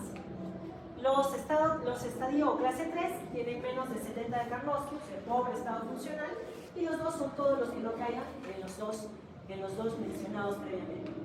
¿Por qué es importante este score RPA? Porque, este es de Vita, no olvides nos dice que si es una lesión más un RPA clase 1 o 2, el paciente puede ser sometido a cualquiera de los tratamientos. Cirugía, radioterapia externo o radiocirugía. ¿Qué es la radiocirugía? Yo les hablé de radiocirugía y no sé si saben qué es la radiocirugía. ¿Qué es la radiocirugía? ¿A qué le suena? ¿A qué le suena radiocirugía? ¿Será radioterapia? ¿Será cirugía? Serán los dos. Es un tipo de radioterapia. Es un tipo de radioterapia con un equipo especial que va a permitir dar radioterapia directamente a la lesión. Y es por eso que solo se contempla radiocirugía para pacientes con 1, 2 o 2 y hasta 4 lesiones, pero con buen estado funcional. Radiocirugía. En los pacientes con más lesiones o con un estado funcional muy pobre, RPA clase 3, solo se da radioterapia. En el caso del Seguro Social, solo tenemos radioterapia de externo, no tenemos radiocirugía, así que no hay opción, tenemos que irradiar a nuestro paciente ampliamente, pero la irradiación holocraneal que se da en nuestros pacientes con metástasis cerebrales deja secuelas importantes a largo plazo. Entonces, si se puede dar radiocirugía a un paciente, si tenemos el equipo, si tenemos la posibilidad de llevarlo a la práctica acá particular, es mejor la radiocirugía cuando hay hasta 4 lesiones. Una lesión sí puede ser tratada. El tratamiento con quimioterapia va a depender de la sensibilidad de la neoplasia. Hay una limitante, la barrera hematoencefálica. No permite que los quimioterápicos lleguen. Una de las pocas drogas que llega al cerebro es la capecitabina. Es una prodroga del 5-fluoruracilo. Los otros no tienen buena llegada al cerebro. También terapia target que puede ser utilizada en estos casos. Tenemos una lista larga de la cual quiero resaltar estos de acá. En el caso de cáncer de pulmón, de células no pequeñas, no microcítico, es el que más va al cerebro, ¿verdad? Dijimos, pulmón, mama, melanoma, riñón. Pulmón es el que más va al cerebro. Y estas drogas de última generación, sobre todo el lorlatinib, que aún no llega al Perú, pero está, por ejemplo, en Argentina, llega tan bien al cerebro que ya está proscrita la radioterapia. Si tienen el lorlatinib el paciente, ya no se necesita dar radioterapia. Es más, está contraindicada. Interesante, ¿no? Porque estas drogas sí atraviesan barrera hematoencefálica. La platinib en mama, el ipilimumab en melanoma y cuando es necesario, derivación ventrículo peritoneal a cargo de los neurocirujos. Muy bien, hipertensión endocraniana. ¿Alguna duda? ¿Cómo van a tratar a sus pacientes si llega con una hipertensión endocraniana producto de un proceso expansivo intracraneal? Dexametasona, manitol y anticonvulsivantes. No, si es que no ha convulsionado, e inmediatamente ya ven su plan de manejo de acuerdo a su estado funcional. Cirugía, radioterapia o radiocirugía. En casos excepcionales, tratamiento sistémico. El segundo tema son urgencias metabólicas y vamos a empezar con el síndrome de lisis tumoral. Síndrome de lisis tumoral pasa un conjunto de alteraciones metabólicas derivadas de la ruptura de las células de una neoplasia, ¿no? Va a haber presencia de 2 o más de las siguientes anomalías, generalmente alteraciones metabólicas: hiperglicemia, hipercalemia, hiperfosfatemia e hipocalcemia. Este es un síndrome de lisis tumoral laboratorial. Cuando se presenta, además de 2 de estos, estas alteraciones laboratoriales. Uno de estos puede ser falla renal, arritmia cardíaca, convulsiones o muerte súbita, constituye un síndrome de lisis tumoral clínico. Entonces, hay dos tipos de síndrome de lisis tumoral, el laboratorial y el clínico. ¿Cuál es el más riesgoso? Obviamente, cuando ya hay características clínicas que complican la situación de nuestro paciente. ¿Y por qué se produce? Por liberación de diferentes sustancias del intracelular hacia el extracelular, producto de la ruptura de las células, en escenario de una neoplasia.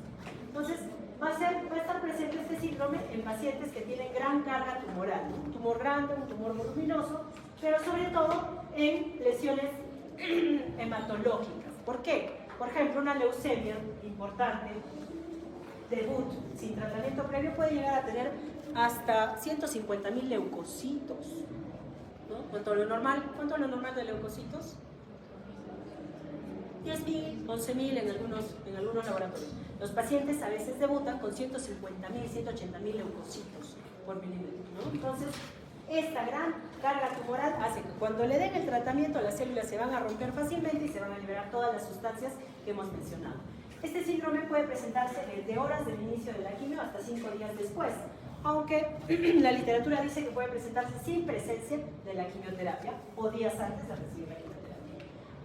La mayor parte del síndrome de lisis va a estar asociado a leucemia linfoblástica aguda, linfoma de Burkitt y leucemia mieloide. Estas son las tres principales causas.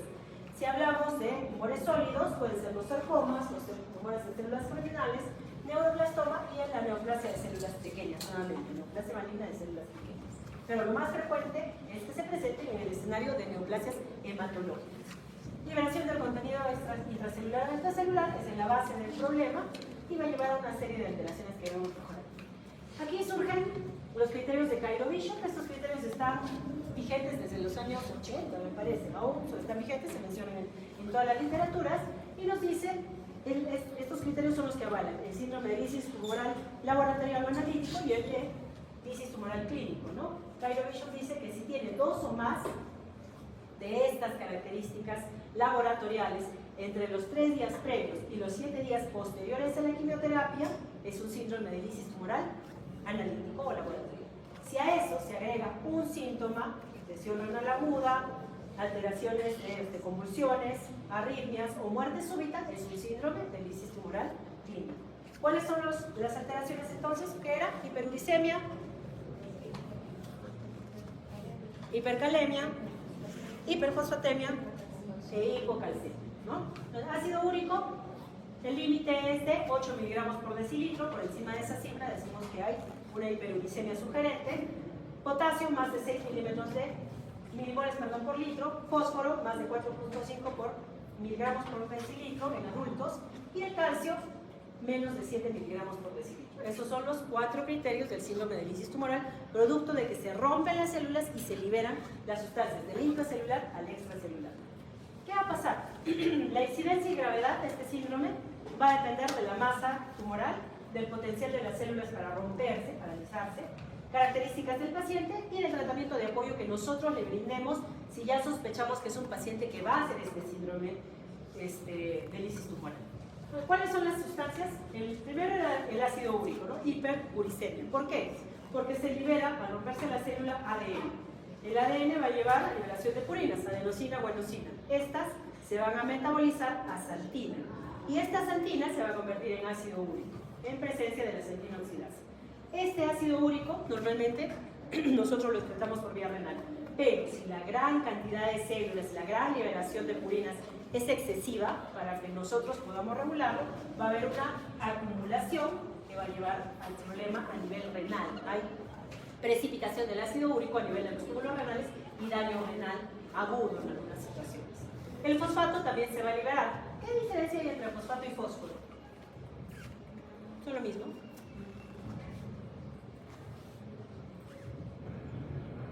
Es la carga.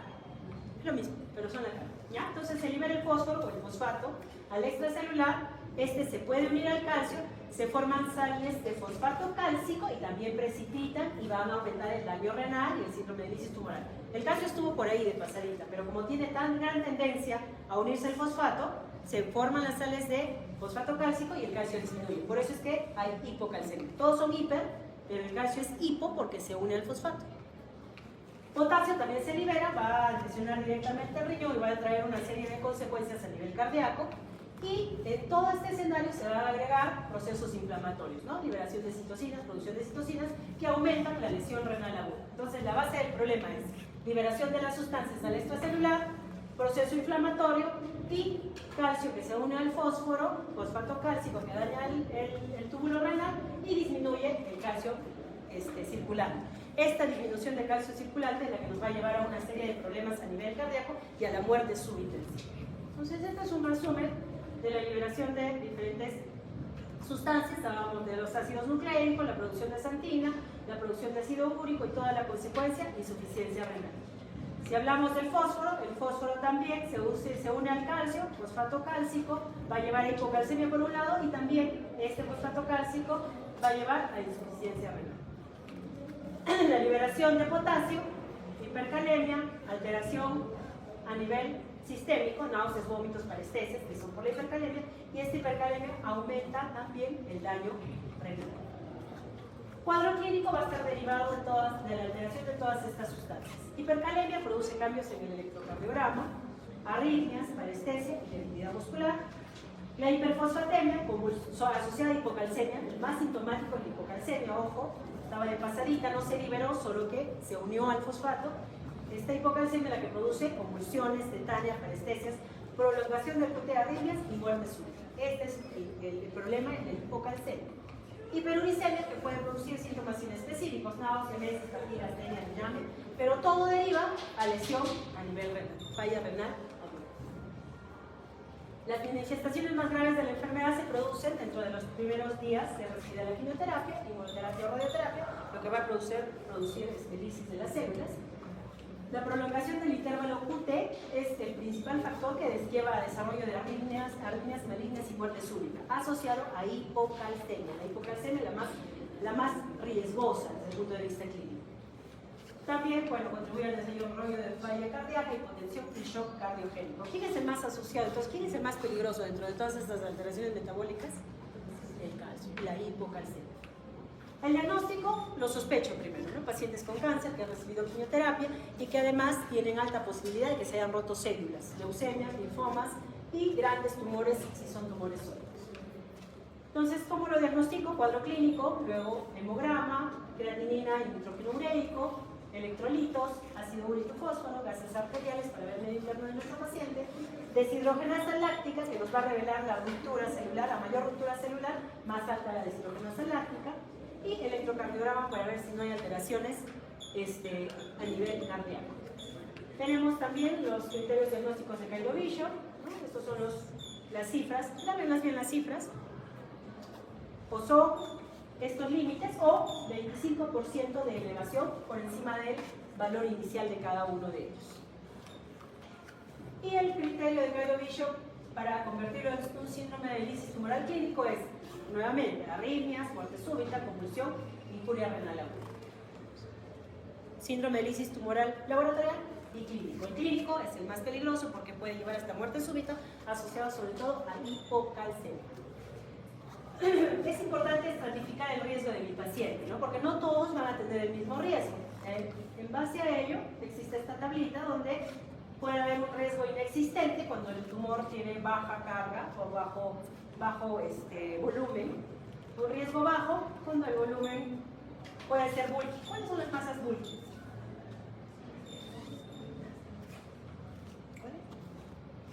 ¿Cuál es el término bulky? ¿Lo han escuchado? Seguro que lo han escuchado en su práctica como oncología. Son las lesiones de más de 10 centímetros. 10 centímetros para decirle una masa bulky a una lesión, ¿no? El riesgo o el cambio en la profilaxis para tratar el síndrome de lisis tumoral o evitar el síndrome de lisis tumoral empieza en el riesgo intermedio. Pacientes que ya tienen de fondo una nefropatía, hipotensión, acidosis, depresión de volumen, entre otras, ya caen en el riesgo intermedio y debo tratarlos de forma diferente. Pacientes que ya tienen de fondo una hiperuricemia, que nos constituyen pacientes de alto riesgo, en presencia de un tumor grande, ¿no? De un volumen alto tumoral. Entonces, ¿qué hacemos? Básicamente, el tratamiento es preventivo. Ver qué paciente tiene mayor riesgo y en base a eso poderlo tratar. Promover excreción de productos metabólicos también es otra finalidad. Prevenir y manejar la falla renal aguda cuando ya se presenta. y disminución de la producción de ácido úrico. Para esto nos sirve el riesgo, ¿no? Decíamos que los pacientes con riesgo bajo son aquellos que tienen baja carga tumoral y que no tienen patologías previas. Su hidratación va a ser normal en presencia de una quimioterapia, una radioterapia.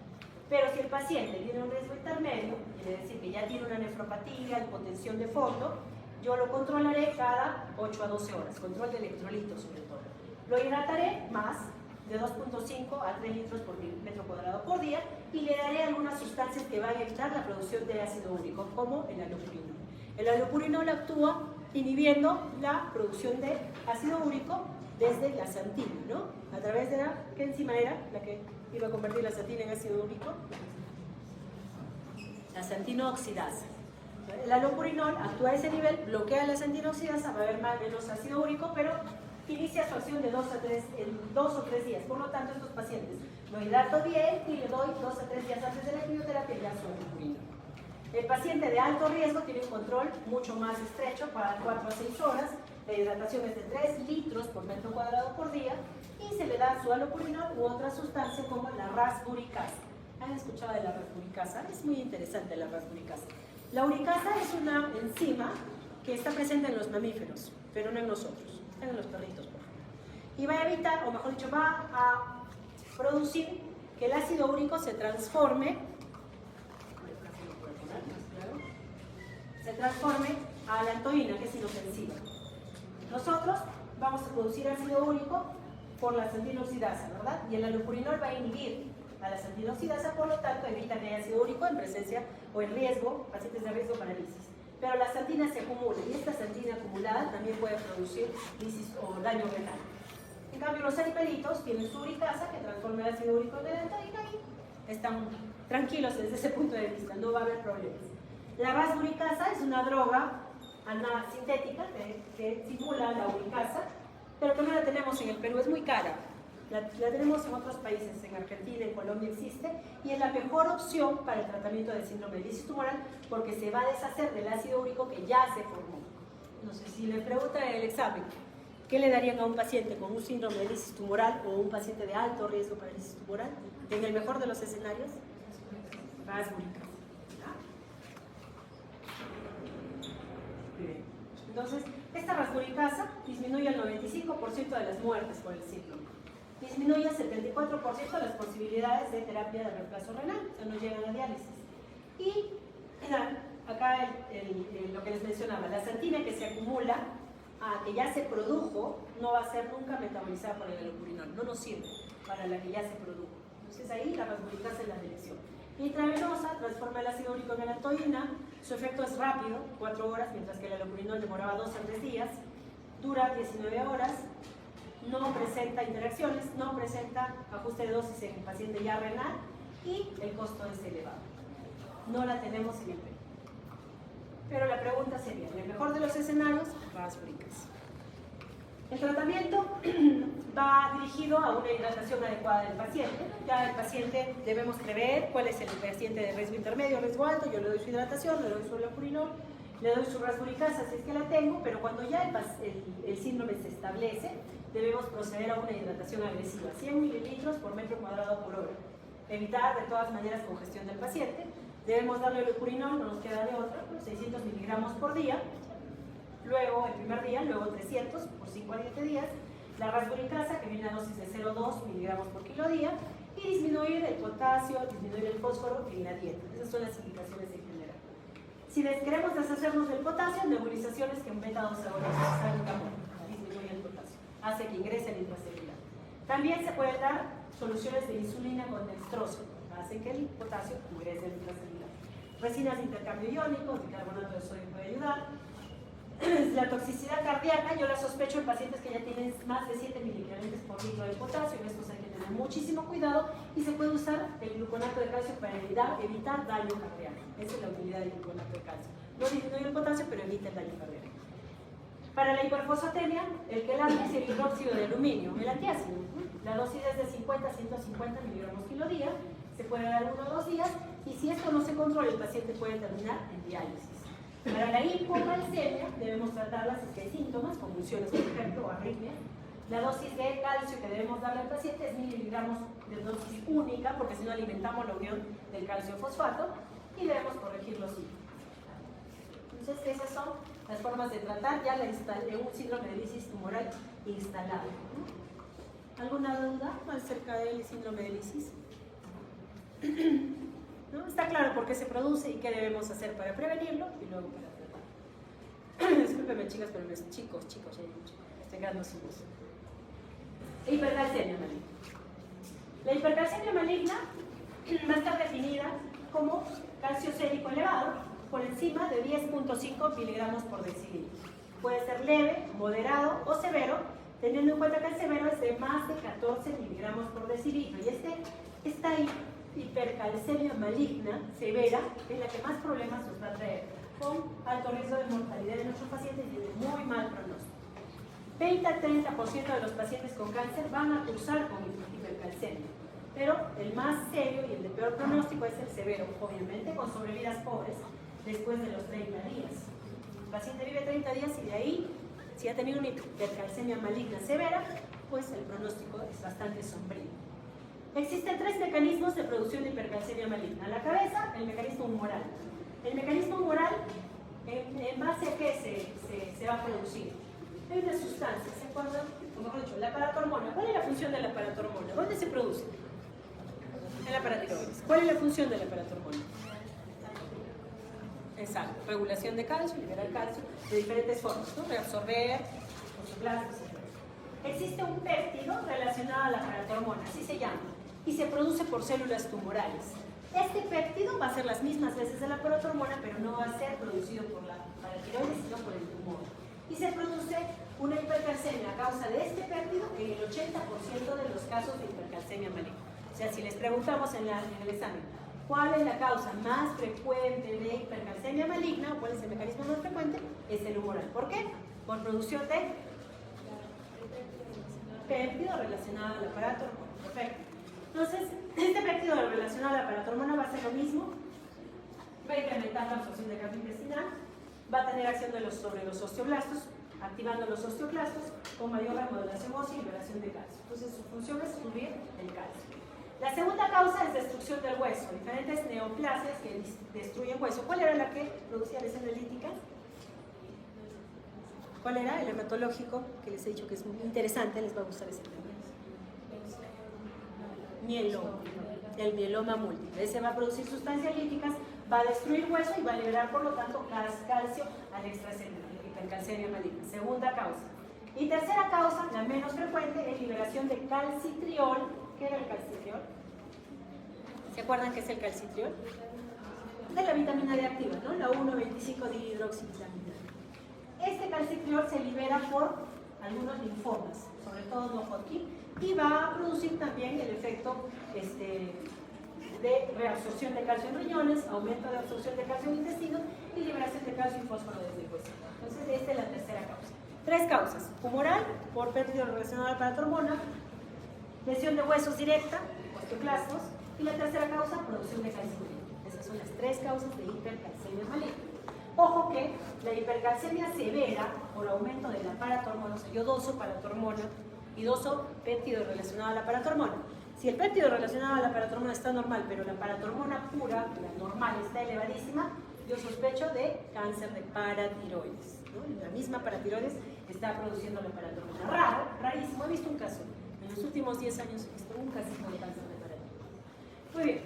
¿Cuál es el cuadro clínico? Pues va a depender del grado y la rapidez de instalación.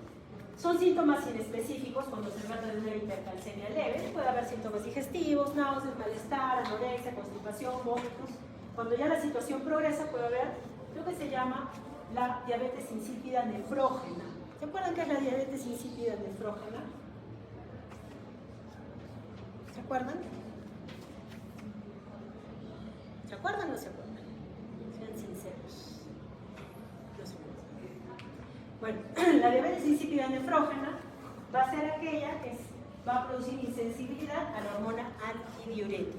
Por lo tanto, va a llevar a poliuria, polidipsia, aparición de hipovolemia, deterioro de la función renal, daño renal, acidosis tubular renal. Va a llevar a daño a nivel renal. Si Síntomas neuropsiquiátricos en presencia de una hipercalcemia severa, apatía, inestabilidad, fatiga, debilidad muscular, cambios cognitivos, confusión y hasta coma. Leucoencefalopatía también reversible, que posteriormente al tratamiento mejora. Puede haber síntomas cardiovasculares como acortamiento del QT, que es bastante patognomónico, y llevar a arritmias ventriculares malignas mortales, fibrilación ventricular. Esto va a estar en presencia de hipercalcemias malignas severas.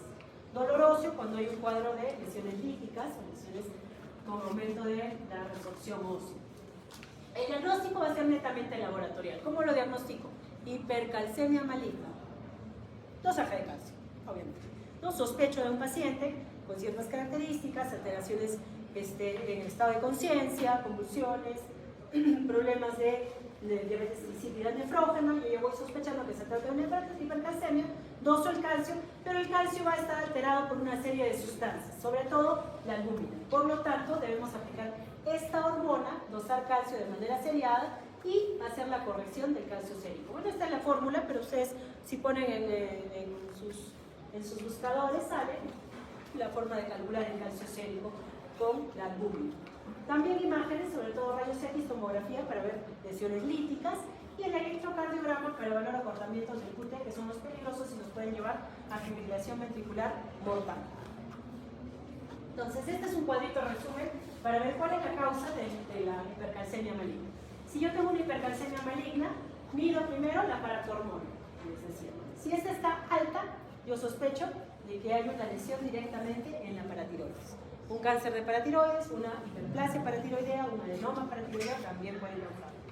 Si la paratormona está baja o normal o indetectable, entonces mido el péptido relacionado a la paratormona. Si este está elevado, ya estoy segura de que se trata de una hipercalcemia humoral, la más frecuente. Si es que está normal, le mido calcitriol. Si el calcitriol está alto, puede ser un linfoma que produce calcitriol. Pero si el calcitriol está normal, yo busco lesiones líticas, lesiones de resorción ósea. Entonces, este es un esquema sencillo para diagnosticar cuál es el problema de origen. Este es un resumen, un cuadro resumen de Avalon, que también nos pone cuál es la etiología, qué es lo que debemos buscar, cómo vamos a encontrar los niveles y cuáles son los cánceres más asociados a cada uno. Existen también grupos de riesgo para la hipercalcemia. Los de alto riesgo son aquellos pacientes que tienen más de 12 miligramos por decilitro de calcio, que tienen náuseas, vómitos severos que los llevan a deshidratación, a alteración del estado de conciencia, insuficiencia renal, arritmia cardíaca, constipación o ilio por alteración del calcio, y que viven solos o no tienen acceso a servicios médicos cercanos. Estos pacientes deben ser tratados en hospitalización, no deben darse desde alta, deben ser controlados y solucionar el problema en hospitalización. Para el tratamiento debo evaluar la causa con el esquemita que les mencionaba, ¿no? Paratormona, péptido relacionado, calcitriol, etc. Pero si la situación es grave, no debemos esperar y nuevamente el tratamiento, tanto como el síndrome de lisis tumoral, en la hidratación sin sobrecarga de nuestros pacientes. Solución isotónica, cloruro de sodio, eso es lo que debemos darle al paciente. 1 a 2 litros en polvo y luego 150 a 300 mililitros por hora por 2 a 3 meses. Es una hidratación agresiva, ¿no? Pero siempre evitando sobrecargas, evaluando nuestro paciente. La furosemida podría ser utilizada porque ayuda a excretar calcio, pero va a bajar la volemia, va a bajar la presión y no nos conviene, porque ya de hecho es un paciente con poliuria, ¿no? Que puede tener cuadros de impotencia. La furosemida no es de elección, sí, hidratar al paciente y mantener su presión dentro de lo normal. Y también se puede dar tratamiento con bifosfonatos, que es lo que les mencionaba previamente, en la parte de síndrome de compresión medular. Los bifosfonatos, como el ácido zoledrónico, que es el más potente, van a ayudar o van a disminuir la resorción ósea. No queremos que haya más calcio. Por lo tanto, el bifosfonato va a evitar resorción ósea y va a mejorar eso, sobre todo en pacientes que tienen lesiones líticas, ¿no? Sin embargo, el bifosfonato no se puede dar en pacientes que tienen insuficiencia renal. Y recordemos que si esto progresa, la insuficiencia renal va a ser la complicación de nuestros pacientes. Entonces hay que ajustar dosis y bueno, no va a ser muy útil el ácido zoledrónico. El denosumab es una droga muy utilizada para hipercalcemia maligna. Sí la tenemos en el mercado, sí la tenemos en el Seguro Social. Y lo que hace el denosumab es bien interesante. El osteoblasto, para activarse a osteoclasto, o activar el osteoclasto, necesita liberar unas sustancias denominadas la RAN ligando, que se van a unir a unos receptores RAN. Esto se va a producir en el escenario de un tumor con producción de paratormona o de péptido relacionado a la paratormona. Activación de los osteoclastos a raíz de la unión de este ligando con este receptor. El denosumab se va a unir a los ligandos RAM, por lo tanto va a impedir que los osteoclastos se activen. Entonces es una muy buena droga para evitar activación del osteoclasto, resorción ósea en presencia de una hipercalcemia maligna. Si le preguntan qué darían a un paciente con hipercalcemia maligna por resorción ósea, en el mejor de los escenarios, denosumab. El denosumab que va a evitar que se active el osteoclasto, porque no se une el RAN ligando al RAN. ¿Sí? Bueno. Un casito clínico rápidamente, ¿qué hora, chicos? 3:44. Rápidamente, paciente varón de 55 años sin antecedente de importancia, ingresa por cuadro de convulsiones, se va a descartar un componente orgánico del sistema nervioso central, pero en el laboratorio se evalúa un calcio sérico de 17. Ojo, este paciente yo lo he tenido en hospitalización. ¿Cuál sería su plan de diagnóstico? Dosaje de albúmina, hemograma, paratormona, péptido relacionado a la paratormona, calcitriol. Podríamos agregar estudios imagenológicos, tomografías, ecografía cervical, gamografía ósea para ver el huesito. O la mejor opción sería dosarle la albúmina, hacerle un hemograma de todas maneras, dosar paratormona, péptido relacionado a paratormona, calcitriol y los estudios para evidenciar si hay un problema neoplásico de fondo. Tomografía, ecografía cervical para ver que no sea primaria de lesión y gamografía ósea. El más completo son los pasos que debemos seguir en este tipo de pacientes, ¿no? Generalmente los exámenes teóricos, el más largo es la respuesta correcta. Muy bien. Neutropenia febril, último tema. La neutropenia febril, su nombre lo dice, es la presencia de neutropenia con fiebre en un paciente que ha recibido quimioterapia. La fiebre debe tener ciertas características. En una sola toma, una fiebre cuantificada en 38,3 grados, o un estado febril de más de 38 por una hora. Esos son los criterios para decir que es una fiebre en el escenario de una neutropenia febril. Y neutropenia, el conteo absoluto de neutrófilos de menos de 500, o que yo calcule con las siguientes 24-48 horas, va a bajar por debajo de 500. Es decir, un paciente que tiene 3.000 y tiene 900, este paciente mañana va a tener menos de 500. Ese es el otro criterio, ¿no? Fiebre y neutropenia. La quimioterapia va a ser la causante. ¿Por qué? Porque la quimioterapia, ¿qué es lo que hace la quimioterapia?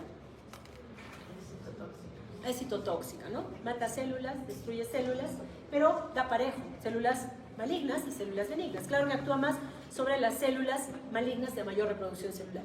Pero nosotros también tenemos células de mayor reproducción. ¿Dónde? Médula ósea. Claro, la médula ósea. Por lo tanto, la neutropenia es un riesgo, ¿no?, por uso de quimioterapia.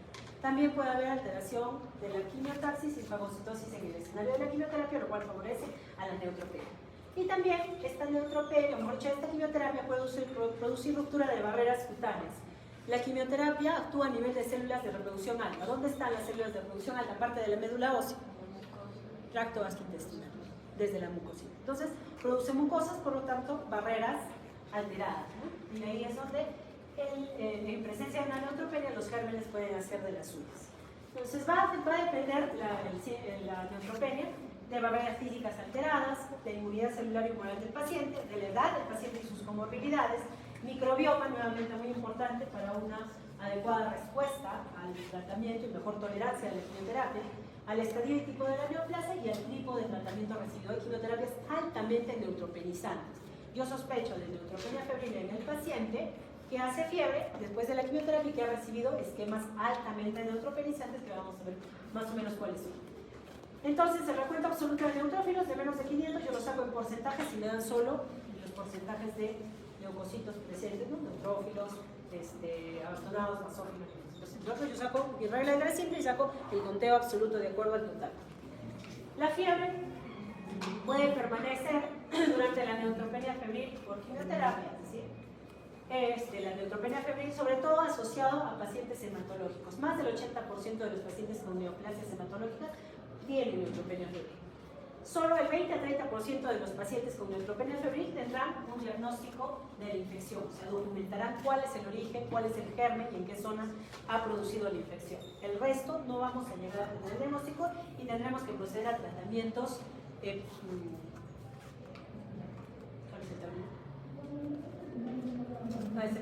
cuando hagamos un tratamiento sin saber cuál es el germen empírico. Los sitios más comunes de infección en neutropénicos febriles, tracto gastrointestinal, pulmón y piel. Puede haber también bacterias persistentes con neutropenias prolongadas y profundas de hasta menos de 100 neutrófilos. Esto, ojo, que también se puede presentar. Y los hongos son rara vez la causa inicial de una neutropenia febril. Es una complicación cuando el paciente no ha mejorado. Yo sospecho que hay hongos al tercer día de no mejora del paciente con un tratamiento empírico o directivo. Esas son algunas premisas. Ahora, ¿todo paciente con neutropenia febril debe recibir tratamiento antibiótico? Sí, todos los pacientes que ingresan a emergencia con neutropenia y fiebre después de quimioterapia deben recibir antibiótico, porque yo sospecho que es una infección la causante. Empírico, si es que no tenemos foco, y debe iniciarse dentro de la hora de haber recibido a nuestro paciente en emergencia. Tenemos poco tiempo. La mortalidad es alta, 75% si se retrasa sobre todo el tratamiento antibiótico, pero ha mejorado en los últimos años. Esta literatura yo la he sacado de la Sociedad de Hemato-Oncología alemana. Dice que la mortalidad ha bajado hasta el 11% y puede elevarse hasta el 50%, pero asociado a shocks, ¿no? Pero en ellos las cifras han disminuido considerablemente. Nosotros seguimos teniendo cifras altas de mortalidad. Mata, la neutropenia febril, sí, mata a nuestros pacientes. 50-70% nunca van a tener foco aparente. 50-70%, y actualmente tanto los gram negativos como los gram positivos presentan igualdad de frecuencia de neutropenias febriles. O sea, son causantes por igual de las neutropenias febriles. Antes se hablaba de que eran más presentes en los pacientes con gérmenes gram negativos. Aquí es importante mencionarles que un paciente que entra con neutropenia febril debe ser sometido a evaluación de diferentes riesgos, diferentes índices que van a evaluar el riesgo. El más conocido es el índice MASC. Este índice MASC va a basarse en la severidad de la enfermedad, que no tenga patología previa como EPOC, alteraciones de la presión, si es un tumor sólido o hematológico, que no esté deshidratado, que sea menor de 60 años. Si todo es favorable y el paciente tiene más de 21 de puntuación en este índice MASC, este paciente es de bajo riesgo y puede ser tratado en la casa. Si tiene menos de 21, el paciente debe ser tratado en hospitalización. Ahora ha surgido otro score que es bastante útil, el CISNE, y este score también va a decidir si nuestro paciente es de riesgo bajo, intermedio o alto. Ahorita vamos a saber para qué nos sirve el CISNE. También hay otros scores como el TALCO, y este score que lo saqué de este artículo que era de la Sociedad Americana de Oncología para el manejo de neutropenia en adultos que son de bajo riesgo. Bueno, este no tiene mucho utilidad. Una de las últimas publicaciones del Lab Today nos complica un poquito más la situación y nos dice que los pacientes de riesgo, o sea, los que se deben quedar hospitalizados, deben tener cualquiera de estas características. Score más menos de 21, si es de más de 3, que el paciente haya tenido problemas, o mejor dicho, haya recibido lentuximab o terapia Carticel, que también en algunas prácticas ya se las están mencionando, ¿no? Son linfocitos T que son extraídos del paciente, se tratan de forma genética, se les modifica genéticamente y se vuelven a instilar, pero estos pacientes tienen alto riesgo de neutropenias febriles. Si hay un cáncer descontrolado progresivo, también cae dentro de los pacientes de alto riesgo, o si tiene patologías previas, también dentro de los pacientes de alto riesgo que deben ser tratados en hospitalización. Los pacientes de alto riesgo, entonces, deben ser hospitalizados y deben recibir tratamiento antibiótico empírico si es que no hay un foco evidente, que no va a haber en el 70% de los casos. Si son pacientes de bajo riesgo, como scores más altos o pacientes jóvenes, pues el paciente puede recibir el tratamiento en casa, también antibiótico empírico, oral, y se le puede evaluar periódicamente en centro asistencial. Cuando el paciente ingresa, es importante la toma de constantes vitales, una anamnesis adecuada, exploración física completa. Si no exploramos al paciente, no vamos a encontrar el foco. Puede haber hasta abscesos perianales, abscesos periamigdalinos, entre otros. Deben hacerse exploraciones complementarias básicas y específicas. Dentro de ellas, cultivos, pancultivos. Si el paciente llega con una neutropenia febril, antes de iniciarle el tratamiento antibiótico empírico, yo lo cultivo. De todo. Cultivos faríngeos, cultivos de esputo, cultivos de líquidos, si es que tenemos líquidos abdominales, pero cultivo todo lo cultivable. Estos son los esquemas que son más neutropenizantes. Entonces yo sospecho de este paciente neutropenia, fiebre, quimioterapia, ha recibido alguno de estos esquemas, más del 20% de riesgo de neutropenia. Son todos estos esquemas. Si le pregunto qué esquema ha recibido, veo cuál es. Y el uso de filgrastim. El filgrastim es un factor estimulante de colonias que se da en los pacientes que van a tener riesgo de neutropenia.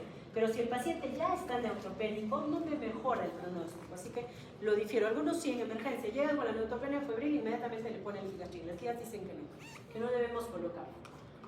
Salvo si el paciente no mejora y la neutropenia es persistente, bueno, ahí se puede valorar. El manejo, bueno, debe incluirse todos los exámenes de rutina y hemocultivos, pancultivos. Si es que el paciente tiene catéter venoso central, se tiene que cultivar sangre del catéter venoso central. Y si no tiene catéter, 2 hemocultivos periféricos por separado. Cultivos específicos, heces, respiratorios, orina, líquidos, raquídeo, piel, todo lo cultivable, pancultivos. También, como el segundo foco es respiratorio, radiografía, tomografía, para evaluar si no hay foco respiratorio. Y si no hay suficientes datos, pues debemos, mejor dicho, no hay suficientes datos para pedir procalcitonina o PCR. No obstante, sí se piden en emergencia para evaluar a nuestro paciente. Entonces, el paciente que ha llegado con neutropenia febril ya debe tener inicialmente su evaluación, sus recuentos o su toma de cultivos, y dentro de la hora siguiente de haber llegado, iniciar el tratamiento empírico antibiótico. Evalúo a mi paciente para ver su riesgo. Si tiene score de más alto, score de Cisne mayor a 3, el paciente puede ir a domicilio. Y si lo mando a domicilio, el tratamiento es fluoroquinolona, cipro o levo, más amoxicilina con ácido clavulánico. Si es resistente o mejor dicho es alérgico a la penicilina, la amoxicilina, puede usar clindamicina en lugar de la amoxicilina con ácido clavulánico. Debe iniciar la primera dosis en hospitalización y lo observo por 4 horas y lo mando a la casa. Eso nos dice la Sociedad Americana de Oncología y la Sociedad LITSA, la Sociedad de Enfermedades Infecciosas. Esto es para un paciente que es de bajo riesgo. El paciente de alto riesgo se queda en hospitalización, ¿no? Si es de alto riesgo, yo voy a tener en cuenta la colonización de nuestro medio, la colonización de nuestro hospital. Si no hay estudios de colones, bueno, empiezo con un metalactámico antiseudomona. Si es MARSA, le agrego vancomicina. Si es que es BLE, le agrego carbapenems. Si son heterobacterias resistentes a vancomicina, beta-lactámicos con ácido antiseudomona, pero los nuevos. Por ejemplo, se me ha ido todo ese nombre. Ahorita no conozco, chicos. Hay una droga que estamos utilizando en estos pacientes donde ya los antiseudomona clásicos no es útil. Ahorita se las voy a mencionar. Y en nuestro medio debemos tener en cuenta los gérmenes KPC resistentes a colicina y tigeciclina. En estos casos ya tenemos nuevas drogas como la ceftazidima avibactam, también está aprobada. Y a veces tenemos que echar mano a ese tipo de medicamentos. Entonces, si el paciente llegó, se encuentra un foco respiratorio, uso la guía de tratamiento para foco pulmonar. Si es CBC, uso la guía correspondiente. Si es sepsis multiórgano, también uso la guía correspondiente. Pero si no tengo un foco, inicio el tratamiento antibiótico empírico por 96 horas. La droga que les decía es linezolida, estoy amnésica, lo uso todos los días. Linezolida sí, podríamos usar en pacientes con enterobacterias resistentes a vancomicina. Esta es la droga de elección. Dactilomicina también es una opción. Si el paciente ya pasaron 96 horas, salen los cultivos de mi paciente de alto riesgo que está hospitalizado, yo lo evalúo. Si la fiebre persiste y está clínicamente inestable, cambio el antibiótico en base a los cultivos y agrego antimicóticos. Si el paciente está febril pero está estable, puedo continuar con el mismo antibiótico, hacer estudios de pulmón para descartar que no se haya agregado una infección respiratoria e inicio antimicótico. Y si el paciente está afebril y estable, es decir, ya superó el cuadro febril, puedo parar el antibiótico que estaba usando independientemente del conteo de neutrófilos. Podría seguir neutropénico si el paciente, pero si clínicamente el paciente mejoró, yo suspendo los antibióticos y lo evalúo lo monitoreo de manera seguida. En cuanto a la prevención, si el paciente está con neutropenia, pues es muy importante la higiene, el lavado de manos del personal, que es tan carente en algunos sitios. Aislamiento del paciente neutropénico, le hacemos un aislamiento invertido, nosotros somos el peligro para ellos. El uso de factores estimulantes de colonia, solo reservado para pacientes de alto riesgo después de la quimioterapia o cuando no responden. 96 horas, el paciente no responde, sigue neutropénico, sigue inestable, sigue con fiebre, ahí recién valoro el uso de filgrastim en el paciente con neutropenia. Debemos tener cuidado en la dieta, una dieta para neutropénico, todo cocido. La higiene corporal y dental no debe dejarse de lado. Y debemos tener en cada hospital cultivos de control que nos orienten para el tratamiento empírico de nuestros pacientes. Si hay cultivos en el seguro, han hecho varios estudios y las zonas más contaminadas del hospital son UCI y el cuarto de guardia, donde duermen los residentes. Esas son las zonas que han tenido mayor cantidad. Entonces, hay que alentar a los trabajadores sanitarios sobre sincerarse sobre sus enfermedades y exposiciones. El trabajador de la salud que tiene un proceso respiratorio, un proceso de alto contagio, no puede exponer a nuestros pacientes neutropénicos, ¿no? El estreñimiento puede ser una causa importante de complicaciones. Dentro de ellos, translocación bacteriana a nivel abdominal y peritonitis bacterianas espontáneas. Entonces hay que prevenir el estreñimiento en nuestros pacientes neutropénicos. Son pacientes muy delicados. Muy bien. Paciente, un caso clínico rápido, paciente mujer de 40 años, diagnóstico cáncer de mama que se encuentra en tratamiento adyuvante, es decir, una paciente que ya fue operada, ¿no? Está completando su tratamiento. Con quimioterapia a base de antraciclínicos. Los antraciclínicos son altamente neutralizantes. Acude 5 días después de su tratamiento con quimio con cuadro febril. ¿Qué paso seguiría a continuación? Hemograma, ya tenemos fiebre, ¿cierto? Hemograma, ver si no tiene neutropenia, las 3 opciones. Comprobamos la temperatura, porque la paciente a veces dice que tiene fiebre y no cumple con los criterios.